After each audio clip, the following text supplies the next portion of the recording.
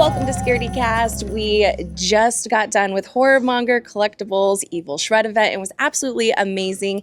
This episode is brought to you by Value Sesh. You know we absolutely love them. You can head to valuesesh.com to be able to get your gummies and to be able to get your treats with a little help from Scaredy. So you can go to valuesesh.com, get a little discount using code Scaredy, and then of course Fright Rags. We absolutely love them. They just released some absolutely incredible shirts, but they have so much more than that.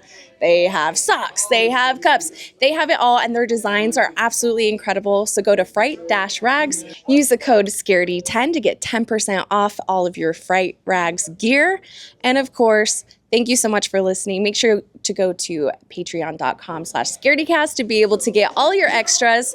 But first, we are speaking to Mark Burnham, who is the Leatherface from the newest Chainsaw Massacre. So let's go ahead. Well, we are here at Horror Monger Collectibles talking to Mark Burnham. Thank you so much for joining us today. Absolutely. Yes, there was an absolutely wonderful event with you and Patty Mullen. How was it being able to interact with the fans, to be able to that's get around one of the there? things that doing this has taught me, because I haven't done this for only about a couple years. Like, in other words, nobody cared about me before then. But the reason I say it like that is because I didn't realize how, like, it was a drink. When I got on the horror circuit, it was a drink of water that I didn't know I needed. Wow. So, like, for the 30 years prior to Texas Chainsaw Massacre, I just ran around LA trying to get a job, and I did, I had some moderate success doing it. But you, or at least I, didn't really track or know or realize that people were watching. And not only were they watching, but they're tracking, and they're, like, now I've had people come up to my table. Like, I did it's a 1 week contract, so I did a 1 week contract on Buffy the Vampire Slayer. And people have come up to me and been like, oh my God, I remember you from Buffy, you were amazing, you saved my life. Wow, like, so to have people say things like that, and not only that, but just the guy who comes up and doesn't make eye contact and just like, thank you so much. And, that's me. like, it's really touching and amazing. Yeah. It's like I said, it's a drink of water I didn't know I needed. And that's every con, whether it's this 6-hour event here or some, Frightmare where 50,000 Weekend of full, yeah.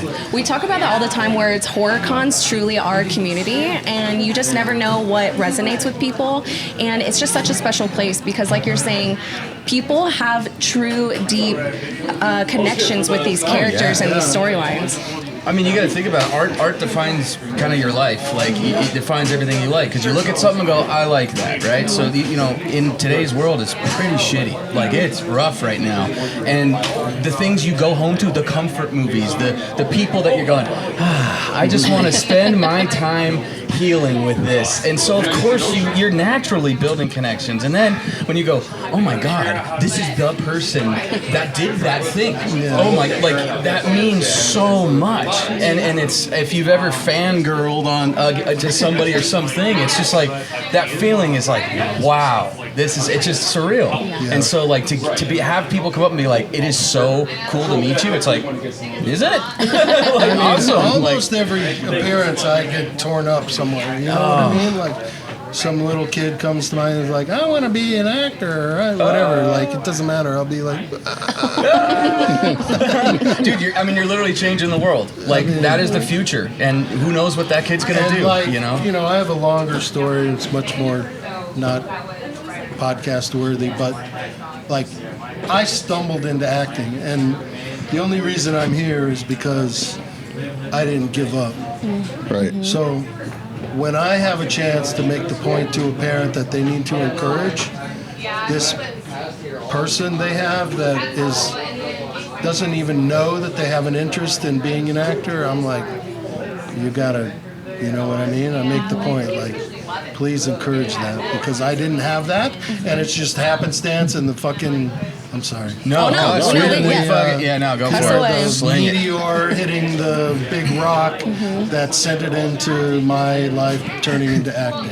You know what I mean? So You never know. We get like it was just the other day we had another podcast DM us just asking for advice, and that was the one thing I told him. I was like, just don't give up, like 'cause you don't know. I mean, That's it could the happen only reason tomorrow. I'm It could here. happen next week. You don't know who's going to be listening or watching and when it'll happen. But it, And you know, to make that point, not belabor it.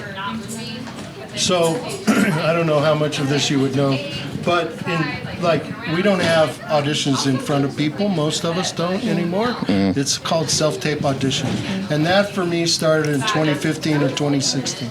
Prior to that, I had a great reputation in Los Angeles casting community.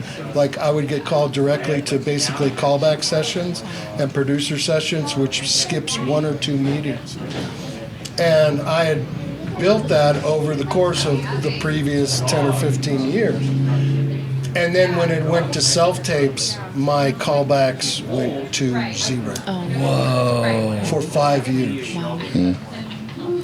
So between when the switch happened and 2020, when I got Texas Chainsaw Massacre, I had 0 callbacks.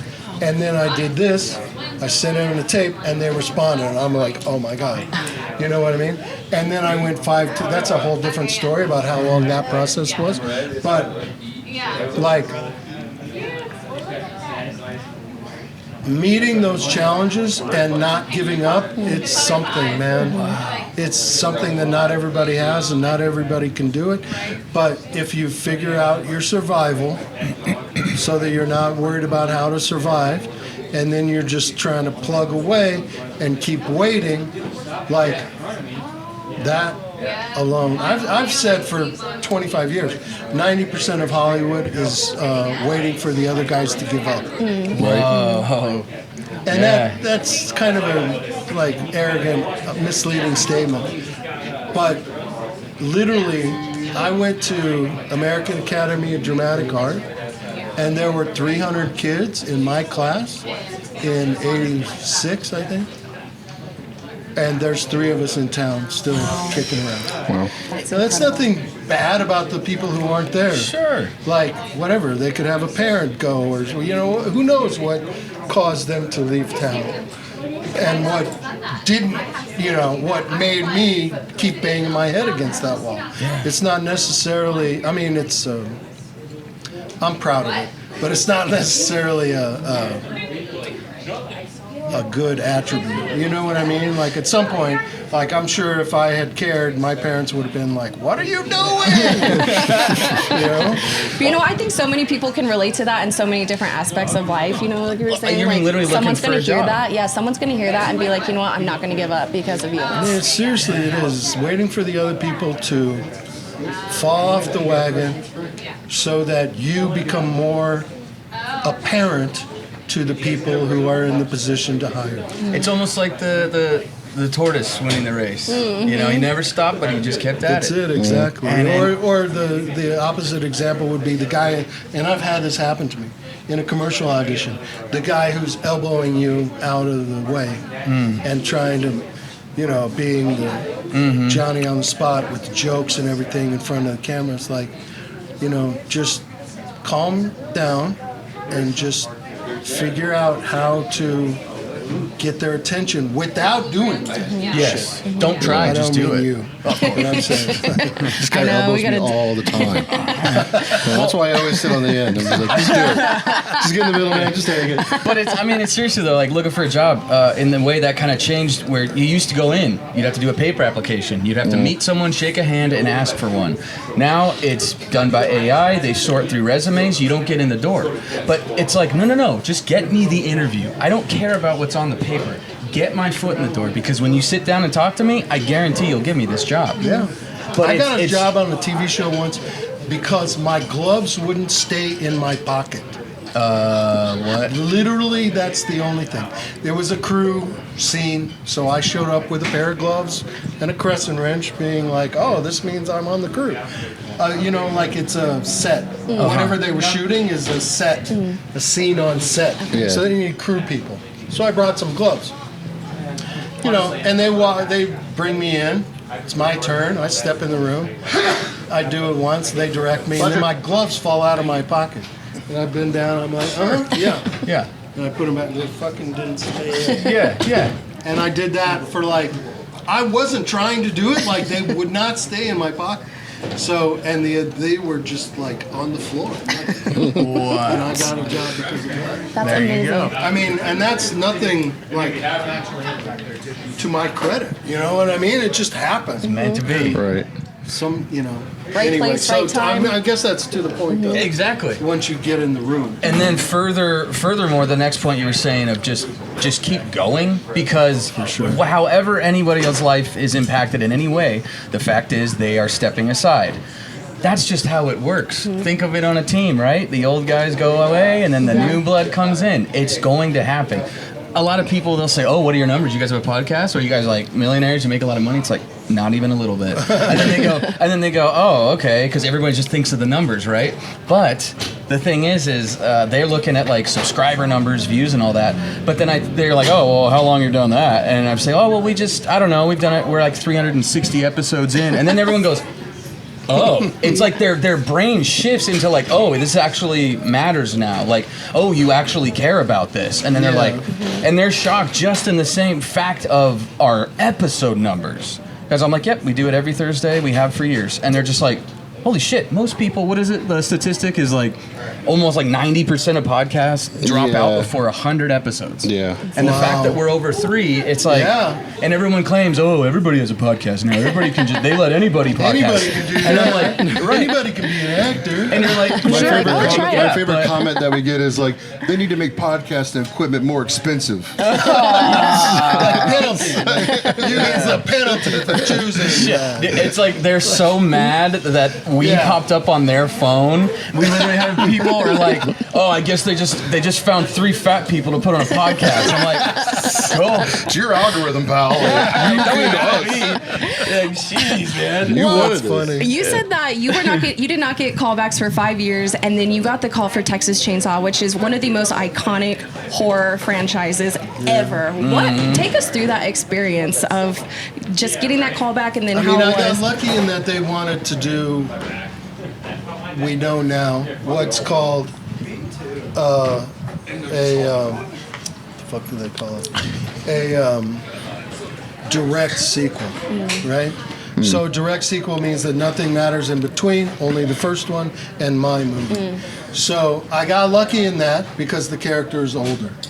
And outside of that, you know, the other thing about the casting process, which you may or may not know, is that they don't tell you what it is at the beginning.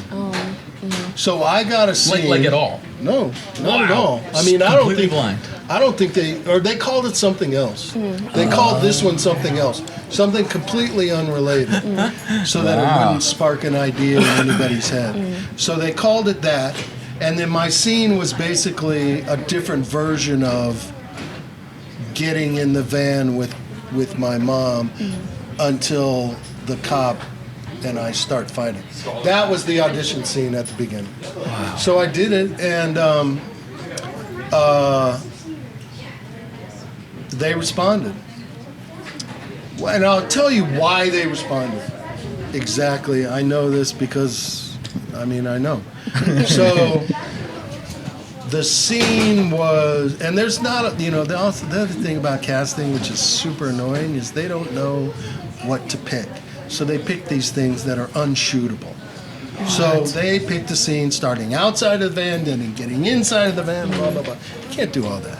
So I just sat there, and then when it came time for the cop and me to fight, I lunged at the camera, like, and I went like right past the camera. That's why I got an audition. That's why I got a call. It was that because spontaneous. they were like, oh, this guy, you know, he knows a little bit, is what they're saying. And then they came back and they were like, okay, do this scene. It's a completely different scene with talking with the mom, and I'm responding in words. Did you know this was Texas Chainsaw at this No, point? No, not yet. Wow. That's my point, is that I don't know at this point. Actually, I didn't know at any point until after all the scenes were sent to them. Right. I didn't know at the time of the last scene, I did not know that I sent. I did not know that it was Texas Chainsaw Massacre. But they went 5 tapes deep into that process, where they were like, okay, they sent me a dialogue scene between me and Mom. And I did it, sent it in. They were like, okay, cool, and now do this one. And I think they sent something else. I don't remember what it was. And then they did this thing where they wanted 2 additional tapes, where all they said was, do it with better lights and sound. Do it with better lights and sound. Can you hire a grip department to come to your house? Which is great. Which I don't have that opportunity, obviously. I mean, this casting process, self-tapes, has spawned up a whole new industry in LA of people renting spaces out to shoot stuff. But I think that when I got to that, the other thing is you can't get an appointment for those places. Like, they're filled up all the time. So you have to have a bevy of them so you can call them up and go. Or know somebody. Yeah. And so I did, this particular instance, I did those last 2 with better lights and sound, I did at the SAG offices because they do it for free. Nice. And I could get an appointment. And they got, passable lights and sound. The other thing is, like, you got to know, like, what not to, so they say better lights and sound, like, okay, well, I'm not going to rent a grip truck, so I'm just going to do it again and do what I did. And they were like, okay, now do it this way, do it better lights and sound. And I did that again. And then they finally came back 5 tapes deep into the process and said, okay, the directors want to meet you. Oh. And then at that meeting, that meeting was, I got the first call for the first tape February 14th of 2020. This meeting between the directors happened on the last day of the month of February of 2020. And I went to the Roosevelt Hotel, a very famous hotel in Hollywood, and I met with the directors, one of whom was sick, by the way, and they were both traveling back to Ireland that afternoon. So I was like, Contagion. okay. No pressure. But we didn't know that yet because it hadn't happened, really, like the world, which is part of the story. So at that meeting, they go, this is Texas Chainsaw Massacre, Leatherface, are you ready? And I was like, oh my God. Of course I'm ready. Let's go right now. Yeah. Were you like a fan of the franchise before? Yeah, or I've seen it. It isn't that I'm not a fan of different types of film. Yeah. I'm a fan of every genre of film because what I get into is the filmmaking aspects of it. So I had seen Texas Chainsaw Massacre. I'd seen some of the subsequent downstream movies. I know that the timeline. It's not that I wasn't a fan. Or that I didn't appreciate it. I appreciated it, but it just I had to rewatch them, of course, because it had been years since I'd seen them. So it's basically I'm a fan of it because it's a popular series. And I don't mean that the way that sounds either, but what I mean by popular is that they made a film that works. Yes. And that people responded to multiple So it's times. basically just because you like all genres, you didn't focus strictly on horror. But primarily, prior to this, I was known as a comedic villain in independent films. Gun movies. Wow. Wrong Cops, gun movie. Low Life, gun movie. So, was not really known as a horror person at all. But that's not to say that I was known at all, because I wasn't known at all. Only among this very select people. But it still takes that. Yeah. To get to the big billboards, Right. until you're stapling, flyers to telephone poles. But one day, you keep doing it. We took Wrong Cops to Sundance, and that's exactly what we were doing. Wow. We were putting posters up on the boulevard. Yep. know? We've done that for our live shows too. Literally, you just ask, hey, can we tape a flyer up? Like, straight up, man. But that's the thing. Everybody says, the whole, like, rise and grind. Everybody's got, it's like, yeah, but that's pretty real. Like, you just don't stop. But you also make another good point where it's like they kind of force you to have zero expectations, so you don't have time to prep. But that thing you did where you lunged, it was just an action. You didn't think about it. That was like the talent. Another way, it was true to the character. It's what the character would have done. And then I'll tell you, and then this is whatever about your audience. I have the most respect for everyone. But driving home from the last SAG audition that I shot, sending it in for better lights and sound, I called up my agent and I said, I understand this guy now. He's a special needs temper tantrum. And that's exactly what he is. And that kind of, you could call it an esoteric take on the character, but that stayed with me throughout filming in Bulgaria, throughout the entire production, because it's true. It's and to the point of the lunge at the camera, it's true to the character. Yeah, but no one told you to do that. No one told me that. You just felt it. I didn't even watch the original Texas Chainsaw and go, oh, this is a special needs guy, blah, blah, blah. It never occurred to me before that audition. And then at that audition, I realized, oh, that's what he's doing. He's having a temper tantrum. It's just that his temper tantrum involves chainsaws, dead bodies, and blood. Yeah. Right. But but that's because he doesn't know any better. Mm-hmm. That's because the first family taught him to do this. Yeah. Mm-hmm. And my point in the whole of my movie is that if you take that away, he would not be roaming the countryside with a chainsaw killing people. He would be, looking for dinner, whatever. It's not, he wouldn't be killing anybody, but for those things that he was taught at the beginning. But see, those little things, those little moments where you just spark up like that, they saw that in that audition and they went, that's it. That's the thing. And because when you're watching these movies, what sticks with you is that one little thing, that little extra thing. You can't. Details. It's almost like that's the talent. That's the unexplainable individual thing that just you had, and they were going, okay, yeah, I can see that.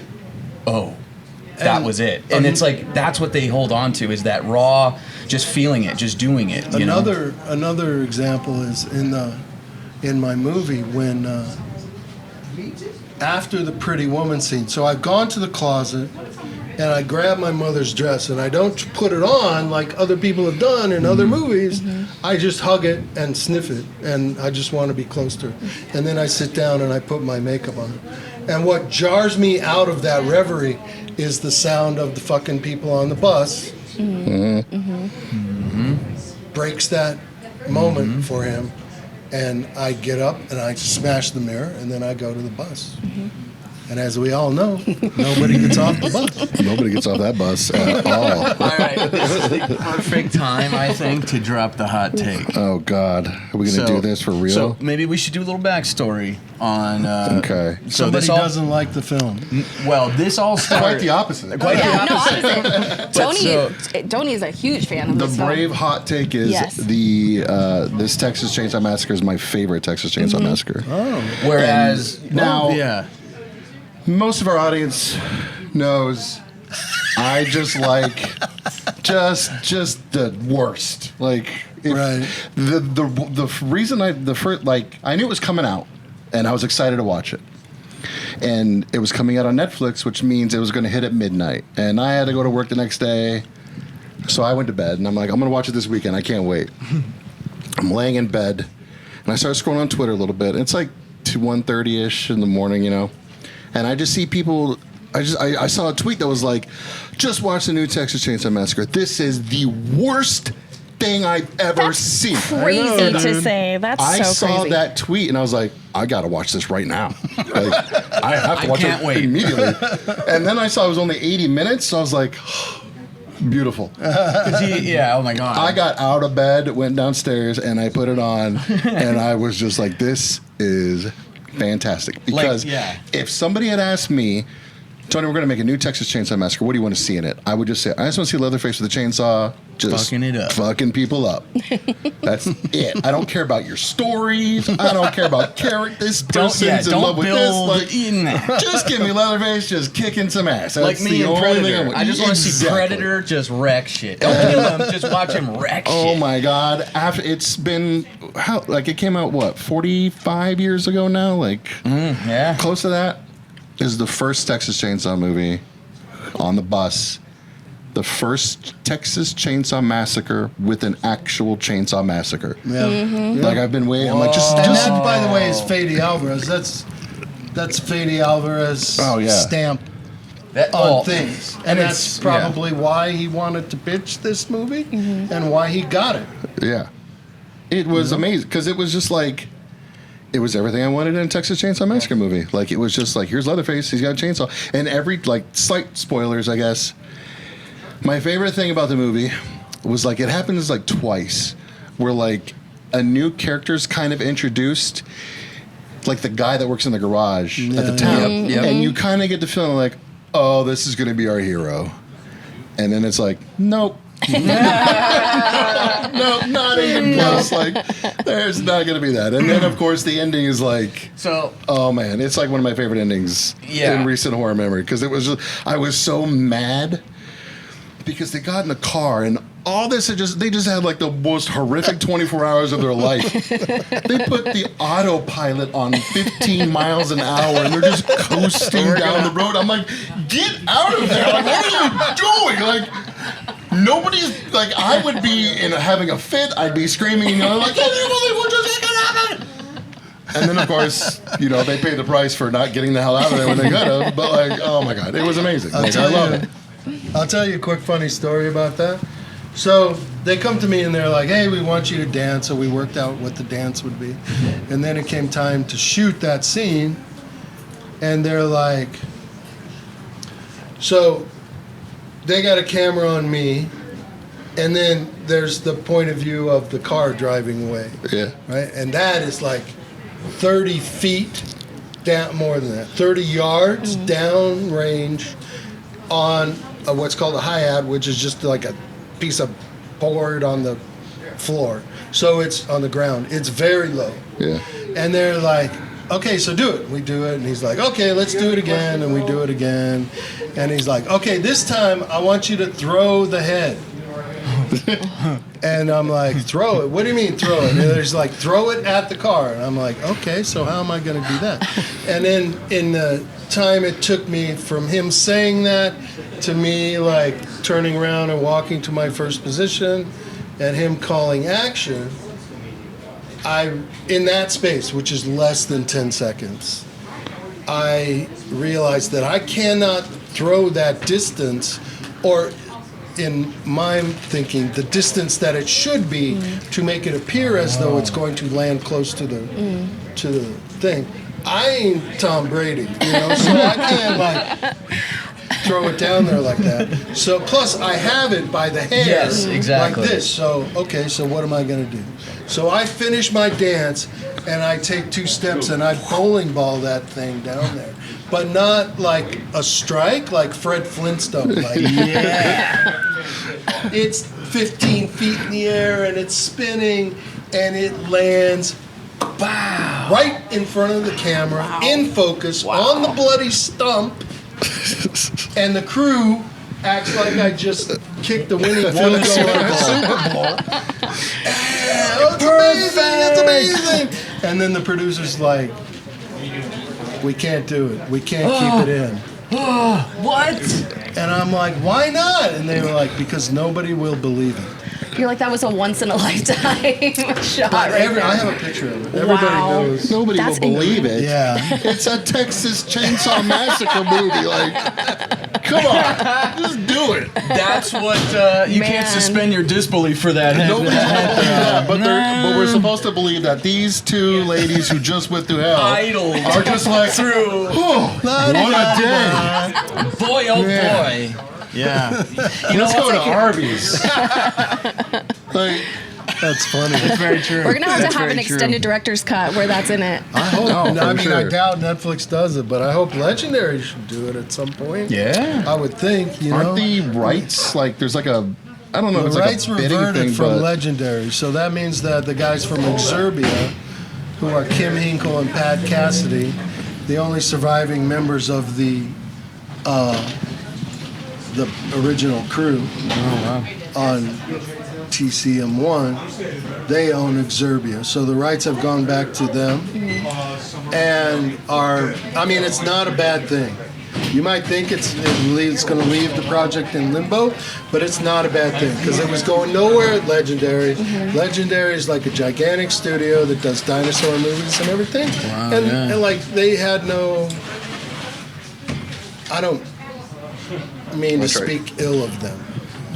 I'm like, they just didn't, obviously, because, I mean, if they had seen or at least taken note of the response that the film got in the 2 years that they sat on it, they would have put another one into production right away. But they obviously didn't care. So for whatever reason, they didn't put another thing into production. So they lost the rights, which means they revert back to Exurbia. So that's why you're saying it's better. Now I'm saying it's not. Yeah, it's not that it was bad with Legendary.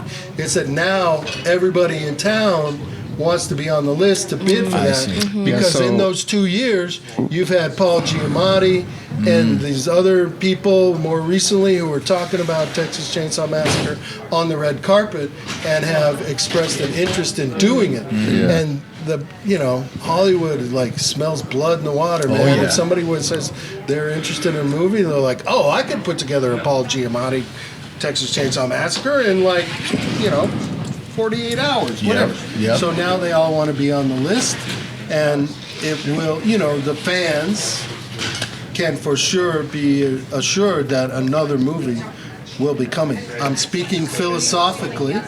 I don't know anything. I'm just saying, like, people have expressed interest in being on the list of bidders, so you can reasonably assume that someone It's not dead. Eventually, There is Yeah, life. it is It's dead. growing. This yeah. There was- will be something coming down the pipe. Yeah. This was about a week ago that Glenn Powell is trying to get the rights. Jeez. Jordan Peele, Osgood Perkins, and Taylor Sheridan are all trying to get the rights. So as now well. that means like So- we're not going to have another And one for if a long those time. guys Probably. are, there's going to be 30 other guys Yeah. that don't want to Yeah. let them get it. Yeah. So they want to put something in, So Which I is mean, great. That's for what I mean. Like bringing the Hollywood franchise smells to the mainstream. blood in Yeah. the water. Yeah, but Texas Chainsaw is big enough. It's not like we've never heard of it, and we need to bring you from obscurity. But But it means that it's going to be a while before we see another one, most I likely. would say in the next 2 years you'll we'll hear. probably hear of something getting started. I see. Where do you hope it goes in the next direction, or if there is another? I mean, movie? you're just kind of covertly asking me if I hope it involves me. I'm not saying I don't want that. I would do it in a heartbeat. But I think that the reality of it is that I'm, getting older, even older than, I was already too old for some of these people on Twitter already. So I think that if it would be an extraordinary thing if they came to me. Of course, if they did that, I would say yes. But where do I hope it goes? If one were to stick with the ending of my movie, you could make a case for at least one, maybe several more films of just him getting back to where he's trying to get to, which is the original home. Yes. And why is that? I'm just speaking like character-driven story. Well, actually, it's my backstory, but like, why would he wander? Because he has no place to go. His most recent beloved caregiver is gone. He's on his own now. Just wandering. So when he's Yeah. on his own, and particularly, I'm going to be very careful the way I say this, that type of special needs person, they're going to revert back to what they know. Right. What's So he's most going to Safety, try. comfort. I'm sure he doesn't know where that was.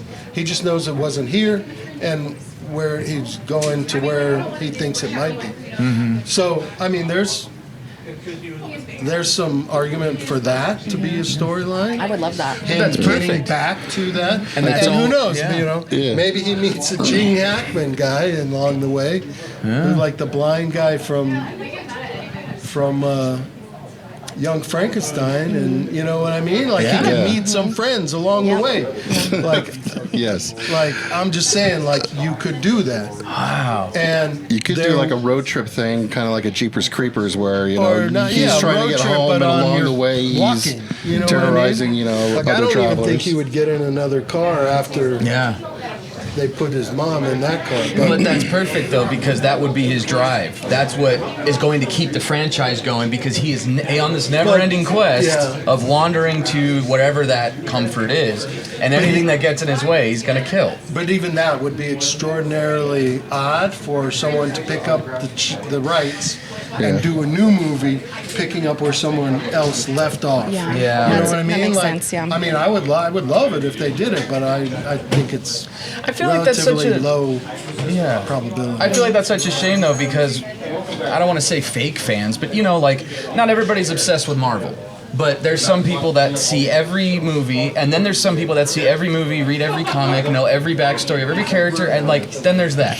They're always going to make movies for the first one that are like, I'll go see it, I'll give them money, I'll watch it. Yeah. That's what they're going for. They're not going for the deepest, most passionate fans. And I'm not saying just because you know the statistics of something, you know it better. I'm not saying that, but I don't want to be gatekeeping, but I'm just saying is like when you see those little glimpses of like, that was an inside thing for a fan, and they light up and they go, oh my God, did you see that little thing that a lot of people maybe have missed, Yeah.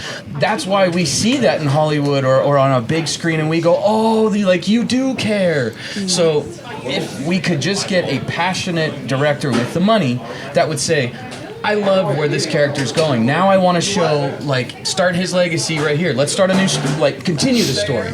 Yes, now he's going to a new town. He's still wandering. This is why he's doing it. That makes perfect sense to me. It would be great. The reality of it is, though, that if people like Giamatti and Glenn Powell and these other people get involved, they're going to call the ball. Yeah. You know what I mean? Yeah. It's going to be their choice on story and all that stuff. So that's what I mean. It's a low probability that might happen. I mean, I hope it does. Sure. I hope they call me. Yeah, absolutely. Yeah. But Whenever you were getting ready to start filming for the first time, and you put, the mask on and you picked up the chainsaw and stuff, did you have a moment? Was there a holy shit, I'm Leatherface? I'm about to do this. I'm Leatherface. Well, you're an Jesus. icon. Literally, you are part of that family. You Yeah. are. You're. Hello. there's that, but you can't act that, right? So I have that in the back of my mind, how jazzed I am to be involved. But there's also another point in every movie where the character clicks for me. I did a movie called Low Life where I play a neighborhood crime guy and my henchman is a luchador. And we shot that movie. That's so you, dude. Those are on Tubi, by the way. Wrong Cops and Low Life are on Tubi. I know what you're doing tonight. But we shot that movie in the summer, right? And then I moved to New York. But they brought me back in late fall to shoot pickups. And that character didn't come together until the pickups. And the specific scene was me combing my hair, looking in the mirror. And it's just okay, let's click now. But so there was that moment on Texas Chainsaw Massacre. So they brought us to Bulgaria. We had a 4 or 5 day quarantine. And then the first thing we did was they shot makeup tests with me. So we had done the makeup test, the original makeup test in Burbank before we left. And then this would be the full one in the actual mask, in the clothes, in front of a camera, on a soundstage. And that's when the character came together for me. Because and I even have this moment on theater that I do. It's when you can just quiet everything else down and just ruminate in the character, regardless of what you're being asked to do. And so that particular thing was me in a soundstage that had 25 other people in it, but the light was very low. It's only on me. In the mask, I got no sense of anybody else, and I'm just sitting there looking out of the mask, doing whatever body positions the photographer wants me to do. And that is the moment for that. And I have to say, like, I got very, like, I don't know what you call it, very lucky or, like, whatever, like, in that I picked the kind of special needs person that he is, you know, because it was mostly cerebral and internal, those things that motivated him to do whatever he's doing in the movie. And that was a perfect time for those things to be, like I say, ruminating in me in the dark with just hearing voices. So you made me think of something. A lot of people with The Dark Knight, everybody said, oh my gosh, I just lost his name.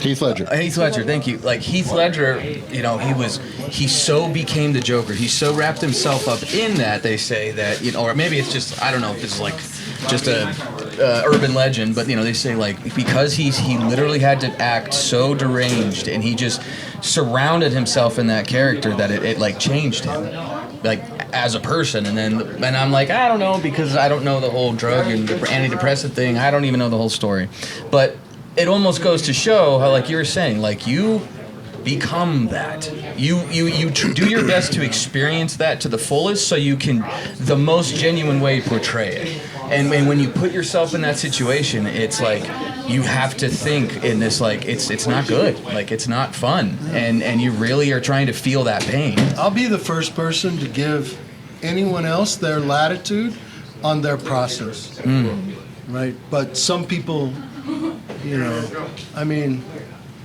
there's stories about people walking around, nobody on the crew could call them their real name. I mean, whatever. Okay, that's what you need, like, Yeah. please, go do it. You know, but, and certainly, you know, you could argue that example for Heath, you know, drove him to a place where he was drinking and doing drugs or doing prescription drugs, and that's a deadly combination every time you do it, you know what I mean? So, especially if it stirs up maybe some undealt with stuff from the past. I'm sure it wasn't thought of, like he didn't go, oh, I want to end it all. Right. You know, I'm sure it's just like, oh, I need a drink and I forgot to take those things, and it's just like a kind of like behavior that we know that just kind of like went south. It's like a happening. It didn't really. There was no motivation or conscience about it. It was just. I mean, for me, I've always been like, I don't need all that. Like, I don't know. For some reason, what's important to me is what the camera is seeing, and I have like an innate sense of that, and so whatever's being asked of me, I can solve the problem and hear somebody else say, oh, that's great, we got it, let's move on. And then I don't need all that extra stuff. I'm not saying it's better or worse or not. Just a It's process. the way you do it. It's just that's what works for me. And that's what's important for me, is hearing that whoever is calling the ball likes what was done and thinks that we can now move on to doing other shit that's more important. Yeah. You know?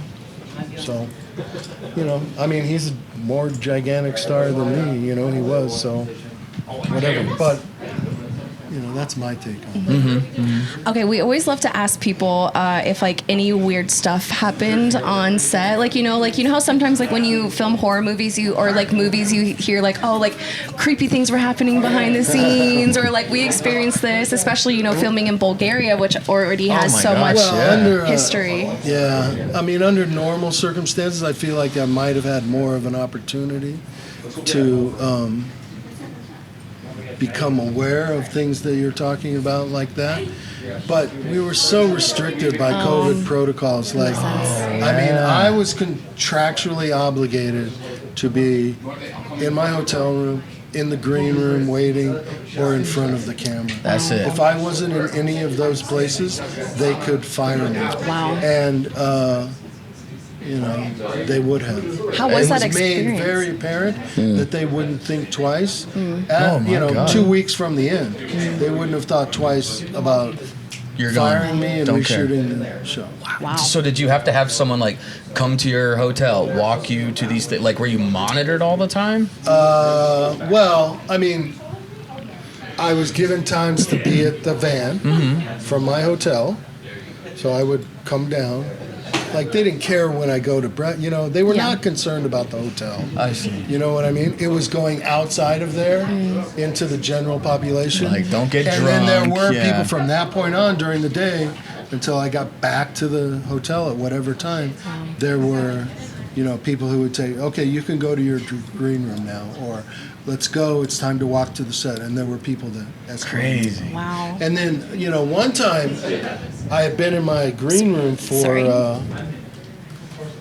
you know, whatever, too long to my liking. And so I went walking around the set, and this guy, he's a great guy. His name is Herb Gaines. He's an A-list exec, but what he really is an on-set fixer. Like, he's like, Mark, he walks around with a cigar. He's like, Mark, what are you doing out here? You're supposed to be in your green room. I was like, okay, Herb. All right. You're like, heard, got it. Don't mind me out here. But so I didn't have anything like that, but I mostly spent time in the hotel. That makes sense. In my, you know, dressing room, and Have you ever had anything paranormal ever happen in your life? to me, Yeah. oh, for sure. Oh, shit. Like I had I lived with a significant other in, it's basically I would call it like East Hollywood or whatever. Doesn't really matter. In a place in Los Angeles, in an apartment that had been here since the 20s. Whoa. And she had a pug dog. And so I, being an actor, I would do my survival job and then come home way before her. And in July once, it was hotter than hot, man. I had no screens or no AC in that place. I had all the windows open completely, and I was sitting there doing whatever I do. First of all, this dog would always just at some point be like, focused on the wall. Oh, no. But so that didn't happen that day until it did, and then the dog came and was like, and at that instant, I felt a cold breeze, and the curtains went like go through that place like Ghostbusters. You know what I mean? Like, yeah, I mean, there's no doubt in my mind that was somewhere. You know, someone had lived there from old Hollywood or whatever. I mean, I've also been up to Errol Flynn's. Whatever you want to call it, his mansion that he had that's now a burned out home. It's up in the hills above Bronson Canyon, which Bronson is a very popular thing. So there's always people up in there. But a little further on, a little further back, there's this house that he had up there, and that's pretty. That's crazy that you said you had that cold wind that you felt. In July, because man. the only physical ghost or whatever unexplained thing that I had happen to me was a really, really cold. The best way I can describe it is the exact amount of air that you would use to blow out a candle, and it was that concentrated, that short. It was just, but it was enough. It flicked my hair, and it was ice cold, and I went, yo, like someone just touched an ice cube on the back of my neck. And I physically felt it, and I was like, what the heck? But I had a wall behind me. There's no way. Well, it was a closed. I mean, there's no draft. There's nothing. It's unexplainable, and it was so concentrated. And that same thing, I was like, man, what is it? They sneak but it they're up. They're not always evil or bad. No, you know what I mean? I didn't feel threatened. Yeah. But it was a little, I don't want to say violated, but I was Creepy. like, you physically did too that. close, like, for sure. yeah, man, like, go flicker a light or something. That's I cool. met this person on the horror circuit named Bodie. And Blue Bodie is who she is on Instagram. And she is a straight up witch. And she, like, I mean, she has other monikers or whatever. Mostly she's just Blue Bodie. She's a very good friend of mine. But she brought me to her store. She has a store. It's got like crystals and herbs and New Age whatever else, stuff. other stuff that they need. Yeah. And dude, like I'm telling you, her and this other guy, who is an Instagram dude that I don't know who it is. I can't remember his name. Oh no, it was Santiago. It was Santiago Cirillo. He's a horror dude and also an Instagram guy. But he was there, and then I don't know which of them brought this thing, but they had this little device that you can hear when the ghosts speak. Oh, does it go like? It's not voices like you would hear a recording of me right now. Yeah. It doesn't come through like that, but it's unmistakable and words. You have to hear it a couple times because it always repeats. I guess because they don't like saying different things, they like saying the same thing. I guess because they know that it's... Did they call it a spirit box? Maybe. But she had like 7 different entities in that apartment in Oklahoma City. Yeah, And it was in a former whatever, I don't remember what it was, that had a basement, either bowling alley or movie theater that had been burned at some point. With people in it. With people in it. Oh my gosh. So that's And so there was, I mean, and it's unmistakable. Like you would have to be a complete, like, denier to say that you didn't sense like you'd be flat out lying. Yeah, if you said, I don't believe it. But I the mean, hardest it's- part is you can't explain it. So it's like trying to tell people. It's like, how can I make you feel that? Like, you know, it's like we're And Bodie has it on camera, the the security camera of the store, right? She has a kind of shadow going through. Oh my gosh. And then the door closing. Oh no. Undeniable. No, thank you. And there's nobody in the store. You can. She also has that security camera, I'm pretty sure, where you can hear them saying things. Wow. You pick up voices. I know we talk about this all the time, but I don't ever want to experience that myself. Like I said, it's not always bad. I mean, Yeah. some were, like she has one in that shop that is malevolent. But the rest of them are just like, We're here. you know, they're just here. And the one guy likes to fuck with her, so he'll close the door or whatever. Like every now and She's then. like, oh You hey. wouldn't like that. I know, but, I wouldn't. but I'm saying, like, only, you know, specific ones or certain ones are like, you can sense the evilness in them. Yeah. Stay away from that Yeah, stuff. no thank you. Golly. Yeah, I know. I'm like, well, on that note. I don't think twice. I got another friend, my good buddy actor friend named John Palmer, who he's had it his entire life Oh, no. across different locations in Los They Angeles followed him? growing up. Not the same one, different ones. Oh. Like whatever, I don't know. Maybe it's his choice. Maybe they come to him. But he has it like in almost every apartment that he ever lives in. And now he lives in Atlanta and he has it there. Wow. So he's just like more He's like, just like he's in like that tune. guy in. Yeah. He's like Scatman says in The Shining. He's like he's got the shine. Yeah. He's got it. He can sense it. They can sense him, and they're like, "Hey, John, what's going on?" That's He's so like, oh, hey, crazy. just- But it my doesn't new freak friend. him out either. But it freaks out some of his family members and other people. Oh yeah, well a lot of people Because think they it's- don't have it. Yeah. He's the guy who has it. Well, most people immediately just throw it into like, oh, it's just like Satan, it's dark, it's demons, it's scary, and it's like, no, you're not even taking us. You have no idea. You know, people are just scared. And you go, nope, I won't even want to deal with that. It's like, I've had like actual things happen and I don't get scared, but then I imagine things happening and then I get scared. Those are worse, right? It's usually because I've had a couple the guy like, could be coming through the door with a yeah, chainsaw. right. It's usually when I'm like, I'm going to bed and I'm just shutting things down, going to the bathroom, and then I just think like, man, what would happen if I just hear footsteps like running behind me all of a sudden in this hallway? the stairs. Yeah, like, and I'm like, why am I thinking of this? And then I get scared, and then I just run into my room and shut the door. I do the thing. My parents have like the French doors in the back, to the backyard. So it's like I walk by. It's like, what's the worst thing that I could possibly imagine seeing right up in those windows? And then I'm like, why did I just think that? As I'm getting my water from the dispenser, I'm like, well, I'm running back to the bedroom. Like, Remember I told you guys that one time I was like washing the dishes in the kitchen and something tapped my shoulder and I turned around and there was nothing there.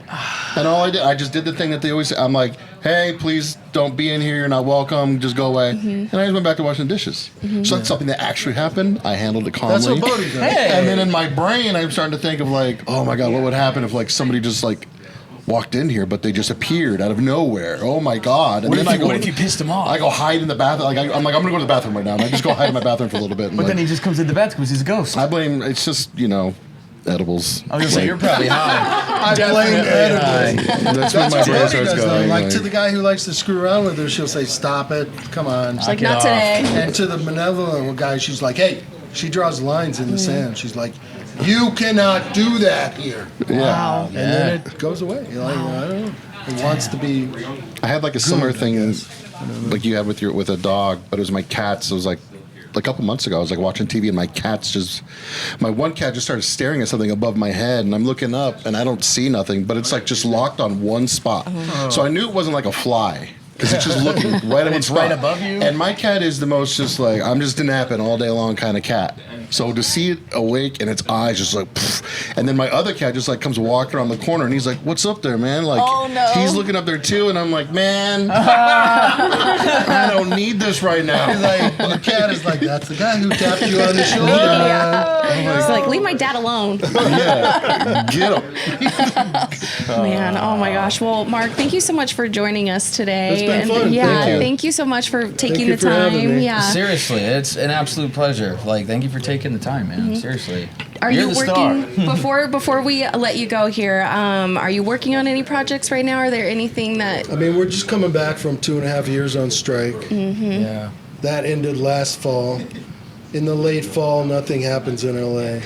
So the week of the fires in January, I had 3 auditions that week for the first time in 2.5 years. And then the fires killed that.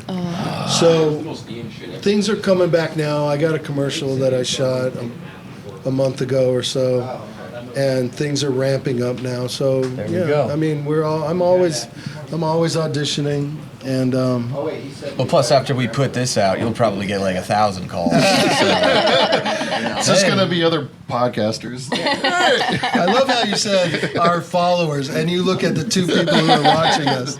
We love them. We This love is a them. Patreon exclusive over here. Yeah. All right, we'll be on the lookout, and we're gonna watch those Tubi movies as well, Yes. and make sure that we do some reviews on those. I'm excited about that. Wrong Cops is. I kidnap Marilyn Manson and give him a lesson in good music. Is that the one with the And, luchador sidekick? Or huh? Is that the luchador sidekick one? No, That's that's Low Life? the other Low one. Movies Life? sound Okay. incredible. Both of them are on Right? Tubi, you said? Yeah, both of them are on Tubi. Dude, Guys, Tubi's go awesome. watch Is, these. Low Life is the luchador, and Yeah. Wrong Cops is the one where I kidnap Manson. So you and me are gonna get violently high this week, and we're gonna watch both of those Okay. and do a full review because I am so stoked to see these. You have right. no idea. Hell yeah. All right, deal. We'll You do had me it. a luchador. Go check them out on Tubi, guys. Yeah. And where can people connect with you, follow you? I'm my name on Facebook or Take 2 LA on Instagram and everywhere else. Shutter, whatever. All the Beautiful. things. Take 2 LA, or you could just search my name. Just like Beautiful. Well, thank you so much, Mark. We appreciate you. And hopefully we will see you in the next Chainsaw Massacre when it comes. Somebody make it. Pick it up. You know it's a good idea. Just do it. Just do it already. We're going to start a GoFundMe so we can beat them just out. buy the rights and we'll make it ourselves. Yeah. There you go. Paul Giamatti, who we don't need him. Relatively cheap. Thank you so much. Thank you. Appreciate you. Thank you so much to Horror Monger Collectibles. If you guys don't know, they're an absolutely incredible shop here in Mesa, so check them out. Thank you so much for listening. Make sure to go to scaredycast.com to get all of your discounts for all of our amazing sponsors, and to, you know that we drop that podcast every Monday. So thank you so much for listening. We'll see you next week.